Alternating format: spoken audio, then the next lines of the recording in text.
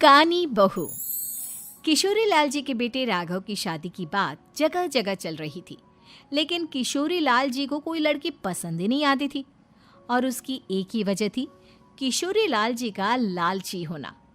उनको लड़की वालों से मोटा दहेज चाहिए था और इसी चक्कर में एक दिन वो एक बहुत पैसे वाले के घर अपने बेटे का रिश्ता लेकर पहुंचे। उस आदमी का नाम था ओम प्रकाश।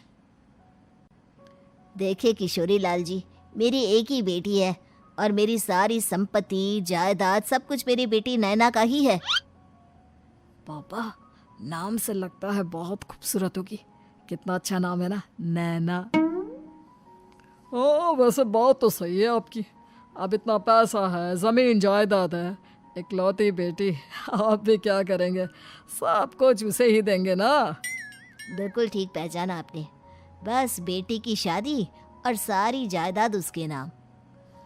पापा, बिना देखे हाँ कर दीजिए ना। इतना अच्छा रिश्ता फिर कहाँ मिलेगा?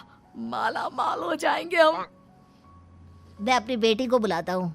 अरे नहीं नहीं नहीं नहीं, आपकी बेटी का नाम नैना है, सुनकर ही लगता है बहुत सुंदर होगी। रहने दीजिए अंकल, मैं तो आपकी बेटी के नाम से ही इतना खुश हो गया हूँ कि उसे बिना देखे शादी करने को तैयार हूँ। अब तो मैं उसका चेहरा सीधे शादी के बाद ही देखूंगा। और इस तरह राघव नैना का चेहरा नहीं देखता और उससे शादी कर लेता है। शादी के बाद अपनी सुहाग रात पर जब राघव नैना का घूंघट उठाकर देखता है तो नैना की आंखें बंद थी। कितनी खूबसूरत हो तुम नैना, जरा अपनी आंखें खोलकर मेरी तरफ देखो तो सही। नहीं, मुझे शर्म आती है। अरे, मैंने तुम्हें शादी से पहले भी नहीं देखा, और अब अगर तुम आंखें खोलकर मुझे देखोगी भी नहीं तो मुझे अच्छा कैसे लगेगा? इससे पहले कि नैना अपनी आंखें खोलकर राघव की तरफ देखती, अचानक से लाइट चली गई और राघव नैना को पूरी तरह से देख भी नहीं पाया। अगली सुबह नैना राघव के लिए नाश्ता बनाकर लेकर आई। अरे ये क्या, आधा पराठा सीका हुआ है और आधा बिल्कुल कच्चा। ये तुमने क्या किया नैना? बहू, तुमने क्या आधा पराठा तवे से नीचे लटका कर रखा था, जो आधा सिका है और आधा कच्चा? मुझे जितना दिखेगा उतना ही तो सीखूंगी ना पापा जी। जहाँ जहाँ मुझे नजर आ रहा था वहाँ मैंने सीख लिया, जहाँ जहाँ नहीं दिखा वहाँ कच्चा रह गया होगा। इसका क्या मतलब है? ये कैसा मजाक कर रही है तुम? अरे बहू, तुमने इतना लंबा घूंघट क्यों लगाया हुआ है? देखो, हमारे घर में बहुओं को बेटी की तरह रखा जाता है, और फिर तुम तो इतना सारा माल लेकर आई हो। देखो, ये घूंघट डालकर रखने की कोई ज़रूरत नहीं है। हाँ नैना, पापा जी ठीक कह रहे हैं, तुम तो आराम से रहो, अपना ही घर समझो। नैना अचानक से अपना घूंघट उठा लेती है। अरे ये क्या पापा, नैना की तो एक आंख फूटी हुई है। नाम से नैना, लेकिन ये तो कानी बहू निकली। मेरे साथ धोखा हुआ है, धोखा। बिना दिखाए अपनी कानी लड़की मेरे संग ब्याह दी। मुझे कानी बीवी नहीं चाहिए। मुझे अभी ओम प्रकाश जी से बात करनी पड़ेगी। आखिर उन्होंने मेरे साथ ऐसा किया क्यों? अरे, आप लोगों ने ही तो पापा से कहा था कि आप लोग शादी से पहले मुझे देखना नहीं चाहते। अब मेरे पापा पर क्यों इल्जाम लगा रहे हैं? अरे लेकिन उन्हें बताना तो चाहिए था ना कि तुम कानी हो, एक आंख से तुम्हें दिखाई नहीं देता। किशोरी लाल और राघव नाराज होकर ओम प्रकाश को अपने घर बुलाते हैं। पापा जी, ये आपने क्या किया? शादी से पहले बताया क्यों नहीं कि नैना की आंखों में परेशानी है? अरे, आप ही ने तो लड़की देखने से मना कर दिया था। अरे लेकिन आप बता तो सकते थे। आपको तो हमारी बेटी की प्रॉपर्टी चाहिए थी, वो भी पूरी की पूरी। अब क्या हुआ अगर उसे आधा दिखाई देता है? प्रॉपर्टी तो आपको पूरी मिल गई ना। अरे ये क्या बात हुई? मेरी शादी प्रॉपर्टी से नहीं, आपकी बेटी से हुई है। अब ये तो पहले सोचना चाहिए था, तब तो मेरी प्रॉपर्टी देखकर तुम्हारी जुबान लप लपा रही थी।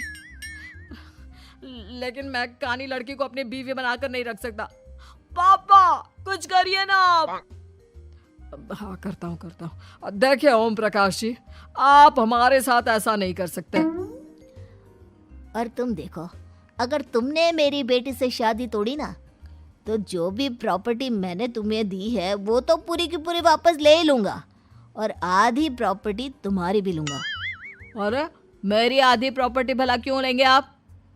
इसलिए क्योंकि मेरी बेटी को आधा नज़र आता है और उसकी नज़र अभी तक तुम्हारी आधी जायदाद पर ही पड़ी है। अब तुम उसे घर से निकालोगे तो कुछ तो लेकर जाएगी ना।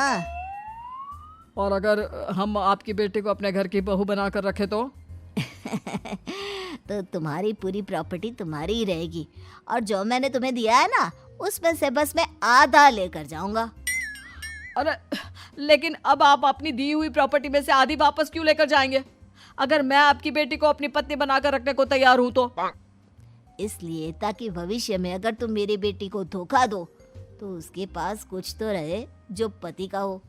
वैसे मेरे पास तो बहुत कुछ है, लेकिन अपने पति की कोई निशानी तो उसके पास होनी चाहिए ना।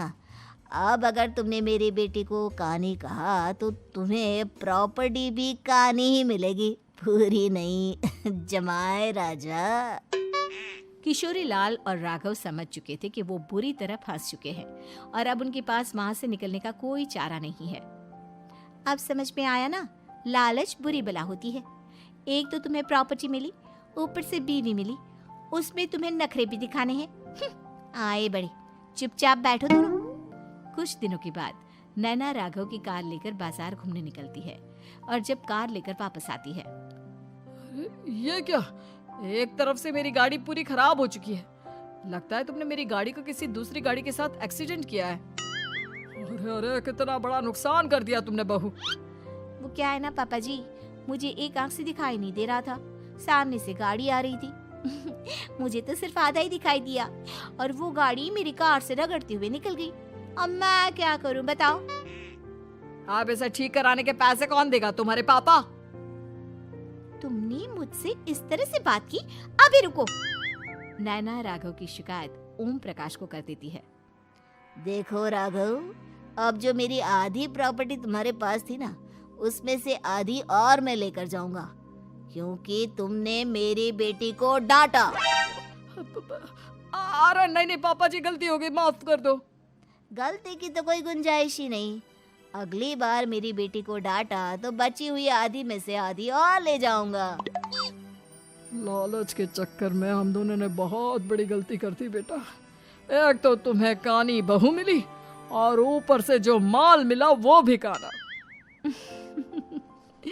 इस तरह राघव की हर एक गलती पर ओम प्रकाश उसकी प्रॉपर्टी का आधा आधा हिस्सा लेकर अपना सारा माल वापस ले गया और राघव को कानी बीवी से काम चलाना पड़ा। भाई लालच वाकई में बुरी बला है।